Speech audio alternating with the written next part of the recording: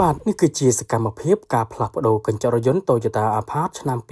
2016បាទសូមគោរពជម្រាបសួរពុកម៉ែបងប្អូនទាំងអស់គ្នាបាទបើសិនជាពុកម៉ែបងប្អូនចង់បានកញ្ចក់រថយន្តដែលមានគុណភាពល្អនិងជាងដែលមានជំនាញច្បាស់លាស់ផ្នែកកញ្ចក់រថយន្តសូមកុំភ្លេចខាងកុសលសុខមានបាទខាងយើងខ្ញុំក៏មានលក់កញ្ចក់រថយន្តគ្រប់ម៉ាកគ្រប់ស៊េរីហើយក៏មានសេវាកម្មទៅផ្លាស់ប្ដូរកញ្ចក់រថយន្តជូនពុកម៉ែបងប្អូនដល់ទីតាំងផងដែរបាទហើយបើសិនជាពុកម៉ែបងប្អូនមានបញ្ហាដូចជាកញ្ចក់រថយន្តជ្រាបទឹកចង់កោះបិទបដូរស៊ុំឬក៏មានចម្ងល់អ្វីផ្សេងទៀតដែលតាក់ទងជាមួយនឹងកញ្ចក់រថយន្តពុកម៉ែបងប្អូនអាចឆាតចូល Page សួរព័ត៌មានផ្ទាល់ក៏បានឬក៏ពុកម៉ែបងប្អូនអាចខលតាមរយៈលេខទូរស័ព្ទដែលខ្ញុំដាក់នៅលើ banner ផ្ទាល់ហ្នឹងក៏បានខ្ញុំម្ចាស់ហាងដែលមានជំនាញនិងបទពិសោធន៍យូរឆ្នាំខាងកញ្ចក់រថយន្តខ្ញុំនឹងជម្រាបជូនពុកម៉ែបងប្អូនច្បាស់តែម្ដងបាទ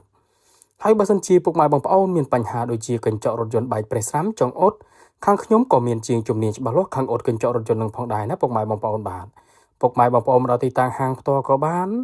ឬក៏ពុកម៉ែបងប្អូនអត់មានពេលទេឲ្យជាងទៅអ៊ុតកញ្ចក់រថយន្តឬក៏ទៅផ្លាស់ប្ដូរកញ្ចក់រថយន្តជូនពុកម៉ែបងប្អូនដល់ទីតាំងក៏បានបាទខាងយើងខ្ញុំនោះក៏មានសេវាកម្មដល់ទីកន្លែងផងដែរបាទឥ